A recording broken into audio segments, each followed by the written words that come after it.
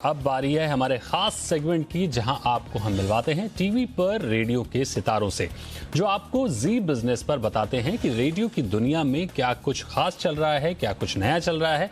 और आज इसी कड़ी में हमारे साथ जुड़ रहे हैं रेडियो सिटी 91.1 एफएम के आरजे करण, कैसे हैं आप? बहुत बहुत स्वागत है आपका जी बिजनेस पर।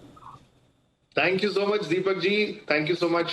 बहुत बहुत खुश हो जाता हूँ एवरी गुरुवार आपके साथ। ये जो छोटी सी ऑडियंस बोलते हैं ना, जैसे क्वीन एक वेब शो आया था, उसमें दिखाया गया था कि एक prime minister of London UK और क्वीन की एक ऑडियंस होती, तो ऐसी वाली फीलिंग आती है every Thursday. Always looking forward to talk. Perfect.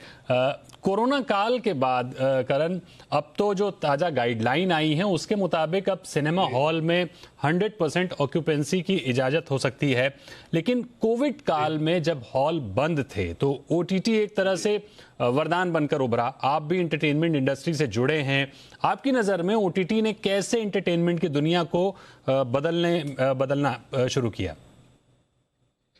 Deepak ji, एक तरफा प्यार हो गया अभी ओटीटी के जितने भी सारे मूवीज थे, बिकॉज हम एज इंसान अगर एक चीज बंद हो जाती है तो हम ऑलवेज एक ऑल्टरनेट सोचते हैं कि ऑल्टरनेट क्या मिले तो हम थोड़ा एंटरटेन रहे। और स्पेशली इस लॉकडाउन के टाइम जब 45 दिन से भी ज्यादा, आई थिंक 60 दिन पूरी इंडिया, पूरी दुनिया एक घर के अंदर बंद थी, ओटीटी अगर नहीं होता तो शायद पता नहीं क्या हो सकता था। मतलब हम कैसे हैंडल कर पाते, एंजाइटी कैसे हम अपनी हैंडल कर पाते, अपने घर के अंदर इतनी लड़ाइयां, कॉन्फ्लिक्ट, मतलब हर घर के अंदर अलग बिग बॉस का शो चल रहा होता अगर ये सारे ओटीटी के मूवीज नहीं होते, सीरीज नहीं होते। बिकॉज इतना एंगेज रखा है। मैं अपने इतने सारे दोस्तों को जानता हूं जो शायद इंग्लिश ढंग से बोल भी नहीं सकते हैं, फिर भी वो जा जाके सारे इंग्लिश वाले शोज देख रहे थे, समझ रहे थे, स्पेनिश के शो देख रहे थे, कोरियन मूवीज देख रहे थे और आके मेरे को रिकमेंड कर रहे थे। तो ये जो 360 डिग्री लोगों को देखने मिला एंटरटेनमेंट का, कि हाँ, भारतीय सिनेमा के अलावा ऑफ कोर्स बहुत सारी अलग चीजें भी है देखने के लिए, तो ये लॉकडाउन की वजह से ही हो पाया है।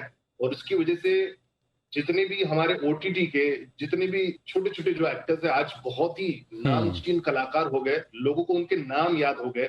आई थिंक इससे बड़ी बात कोई नहीं हो सकती थी हमारी एक्टिंग एक्टर्स के लिए सब। बिल्कुल, लॉकडाउन कम से कम ओटीटी के लिए तो वरदान बनकर आया है। तो ओटीटी को लेकर एक और बहस कंटेंट को लेकर चल रही है कि कोई कहता है कि ओटीटी पर सेंसरशिप होनी चाहिए, तो कोई कहता है कि नहीं, क्रिएटिविटी फ्रीडम रहना चाहिए। आपकी इस पर क्या राय है? मेरी राय, अगर it's kind of a mixed opinion here, devil's advocate मैं यहाँ पर खेलना चाहूंगा। बिकॉज हमारी जितनी भी मूवीज रिलीज होती है, टीवी पे जितने सारे शो आते हैं, उनको कुछ गाइडलाइंस, जैसे आपको भी शो पर आने से पहले, मुझे मेरे रेडियो शो पर जाने से पहले बहुत सारी गाइडलाइंस का ध्यान रखना पड़ता है।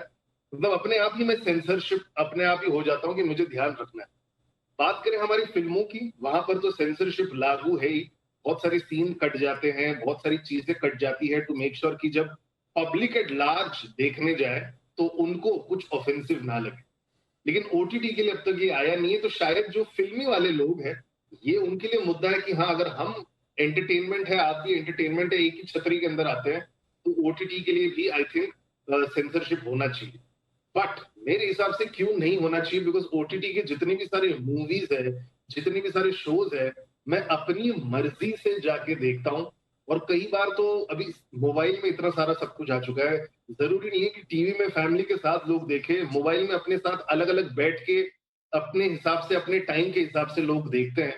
तो मैं खुद चूज करता हूँ कि मेरे को ओटीटी का वो देखना है कि नहीं शो।